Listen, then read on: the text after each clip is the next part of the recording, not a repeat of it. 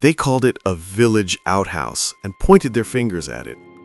Elite Wehrmacht tankers literally rolled with laughter, looking at this clumsy, ugly box the height of a two-story house. But exactly 1 second later, their laughter turned into a bloody cough. In this video, you will learn the story of the most terrifying monster of the Second World War. A tank that could survive 48 direct hits and remain unharmed. A machine that single-handedly, for a full 24 hours, stopped an entire German division, turning Hitler's elite troops into helpless children. But why then did these steel giants vanish in the very first months of the war? What terrible secret was hidden in the archives regarding the destruction of the 4th Tank Division, where crews were forced to commit the most shameful act for a soldier, to blow up their own absolutely intact, invincible machines with their own hands? We will tell you why service inside this steel head was like medieval torture, how parts weighing hundreds of kilograms would fly off it from the recoil alone, and how the Soviet dreadnought ended its life defending a German city. But the laughter is cut short instantly, exactly at the second when, with a heavy drone, the barrel begins to turn. A flash follows, and a monstrous roar makes the earth tremble. Where a moment ago stood the lead vehicle of the German column, a cloud of fire and twisted metal rises. The smiles vanish, replaced by icy horror. Thus, the world met the machine that looked like a designer's error, but became a nightmare for the strongest army of that time. In history, this steel monster is known under the index KV2. To understand where this giant came from, we need to leave the hot summer of '41 and transport ourselves back to the frozen hell of the winter of 1940. The Karelian Isthmus. Here, amidst snow and granite rocks, the drama that birthed this tank unfolded. The Soviet-Finnish campaign, planned as a swift operation, bogged down before the Mannerheim Line. Soviet troops faced a deep defense, saturated with concrete pillboxes that sprayed the advancing infantry with withering fire. At that moment, the main heavy breakthrough tank was the KV-1 with a 76mm gun. Tankers went on the attack, firing point-blank at the embrasures, but the result was depressing. The shells left only scratches on the meter-thick walls of the Finnish forts. The infantry suffered losses. The offensive stalled. The front command sent an urgent request to Moscow.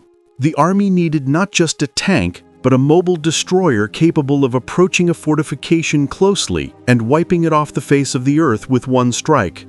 A shell ram was needed. There was no time to create a new chassis. The count was in days.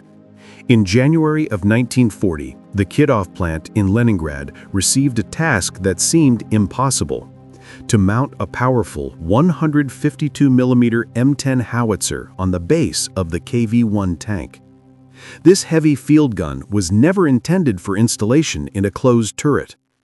The design bureau switched to a round-the-clock regime. Engineers slept at their drafting boards.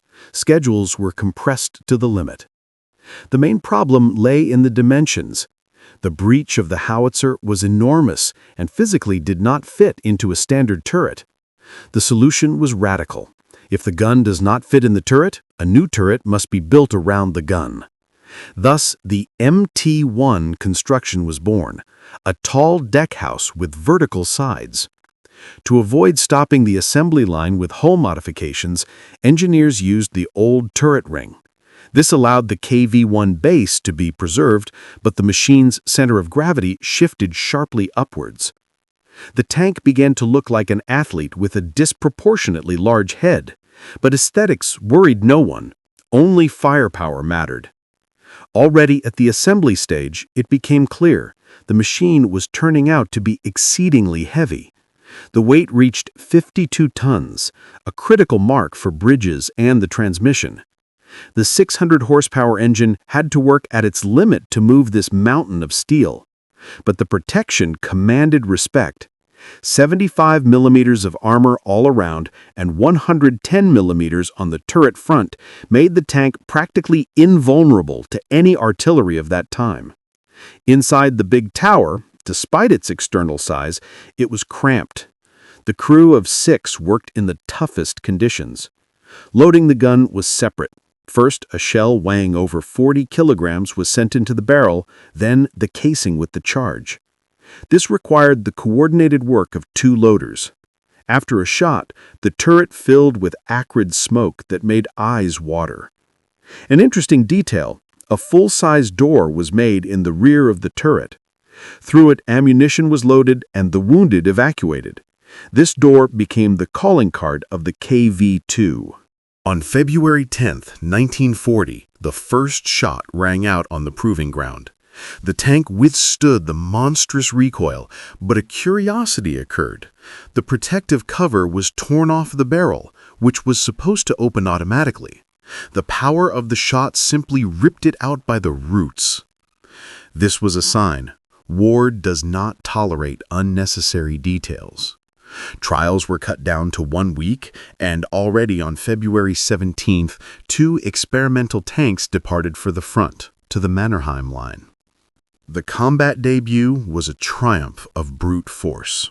Senior Lieutenant Glushok wrote in his report, 5 shots and a passage in the granite dragon's teeth is ready. Huge boulders turned into dust. When it came to the pillboxes, the KV-2 showed itself in all its glory. Regular high-explosive shells were replaced with special concrete piercing ones. These slugs did not explode on impact, but smashed through the concrete, buried themselves in the wall, and detonated inside. The effect was devastating. After the battle, 48 dents from enemy shells were counted on the armor of one machine, not a single penetration. The tank proved invulnerable.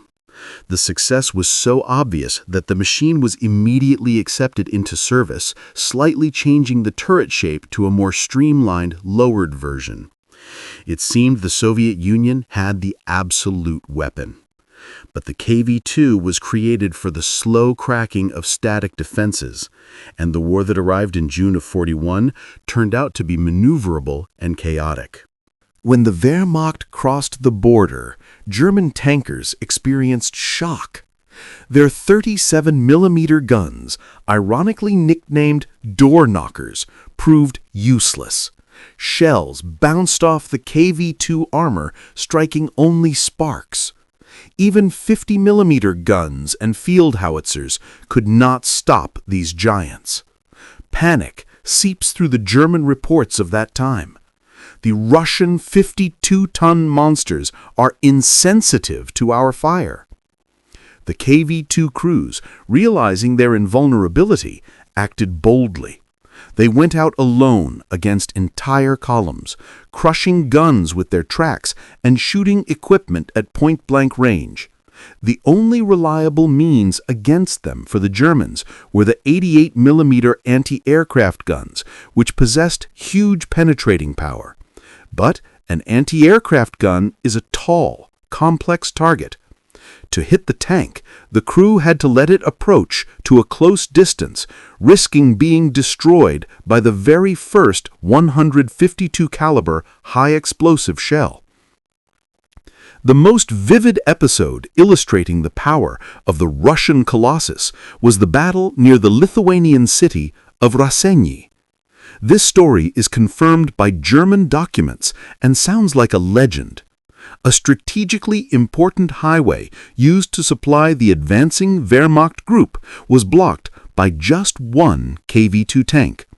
It took a position such that it was impossible to bypass it through the swamps. A lonely giant paralyzed the movement of the entire Raus combat group. The very first trucks with fuel and ammunition that tried to slip through were turned into flaming torches. The Germans deployed a battery of 50-millimeter anti-tank guns and opened hurricane fire. When the smoke cleared, the tank was still standing on the road, slowly turning its turret. With a return shot, it swept away the battery along with its crews. Realizing that light weapons would not solve the problem, the Germans tried to bring up the famous 88mm anti-aircraft gun. But the high silhouette of the KV-2 gave the commander an excellent view. The tank fired first, destroying the gun before it could fire a salvo. With the onset of night, German sappers crept up to the machine and blew up the track. The tank lost mobility, but not combat capability. It turned into a steel fort, the garrison of which refused to surrender.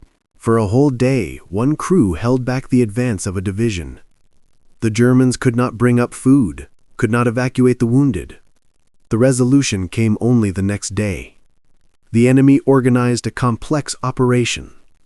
While light tanks distracted the crew's attention, simulating an attack from the front, another group of anti-aircraft gunners secretly deployed an 88mm gun in the rear of the Soviet tank. Only by striking the stern were they able to silence the KV-2's gun. When German soldiers cautiously approached the smoking hulk, they were shocked by the number of marks on the armor. This battle showed that technically the KV-2 was superior to everything the enemy had. But a logical question arises. If these tanks were so powerful, why did they not stop the invasion? Why did the miracle weapon not save the front from the catastrophe of 41? The answer lies not in the thickness of the armor and not in the caliber of the gun. The KV-2 was a colossus with feet of clay. The main enemies of these machines became the laws of physics and logistics. Excessive mass, which provided protection, destroyed the chassis. The transmission, taken from a lighter tank, could not withstand the loads. Gearboxes broke, clutches burned out when trying to maneuver. The engine overheated trying to drag 52 tons of steel. But the most terrible enemy was the lack of fuel. The powerful diesel engine consumed a colossal amount of fuel, up to 700 liters per 100 kilometers. In the chaos of the first weeks of the war, when warehouses burned and supply lines were severed, finding a fuel truck was harder than winning a battle. The tankers had intact, invulnerable machines, full of shells, but empty tanks. The statistics of losses of the 4th Tank Division speak for themselves. In 2 weeks of fighting, out of 22 lost KV-2s, only 5 were destroyed by enemy fire. The remaining 17 machines, the crews were forced to abandon and blow up themselves. They simply stopped due to breakdowns or lack of diesel. Instructions forbade leaving equipment to the enemy. Muffled explosions, ripping turrets off their rings, sounded across the entire front as a farewell salute. The Army could not ensure the operation of these giants in conditions of rapid retreat. Moreover, the KV-2 was created for a different war, positional, slow. Instead, it had to participate in marches, ambushes, and maneuver battles. For such tactics, it was too slow, noticeable, and demanding to maintain. Its time passed along with the era of storming fortresses. By 1943, the KV-2 had practically disappeared. The remaining units that survived the first year of the war were no longer sent into attack. They were morally obsolete, and new German Tigers and Panthers had entered the battlefield. Surviving machines were often converted into tractors, removing the heavy turret. A twist of fate? Created to destroy, the tank ended its life evacuating downed comrades. Several machines fell to the Germans intact. The Wehrmacht assigned them their own index and even tried to use them, installing commanders' cupolas and radios. But they were reluctant to send these trophies into battle. They were too temperamental, and there was nowhere to get spare parts. Mainly, they were used to guard the rear or as propaganda decorations, demonstrating the power of the fallen Colossus. The last battle of a KV-2, according to some data, occurred during the storming of Königsberg in 45, where one of the trophy tanks was used by the Germans in defense. The circle closed. Today, the KV-2 remains in history as a symbol of desperate times. It was an asymmetric answer from Soviet engineers, created in haste, crude, but incredibly powerful. It fulfilled its task. It forced the enemy to be afraid. The history of this tank is short, but bright. It flared up like a supernova and went out just as quickly, giving way to more perfect and mass-produced machines that brought victory. But the legend of how one turret on the road stopped divisions lives on to this day, remaining a monument to the courage of people and the power of iron.